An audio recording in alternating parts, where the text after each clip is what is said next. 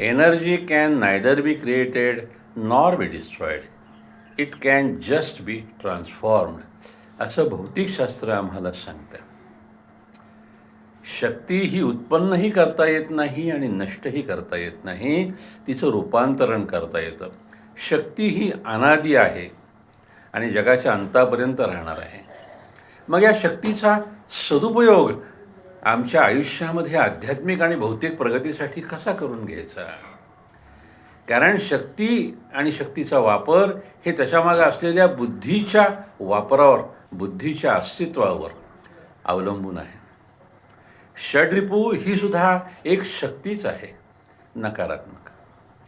मग आम्हाला प्रयत्नपूर्वक, अभ्यासपूर्वक या नकारात्मक शक्तीचं सकारात्मक शक्तीमध्ये रूपांतर करून घेऊन आयुष्याच्या प्रवासामध्ये ऊर्जा म्हणून वापरायचं आहे आणि शिखरावर जायचं आहे.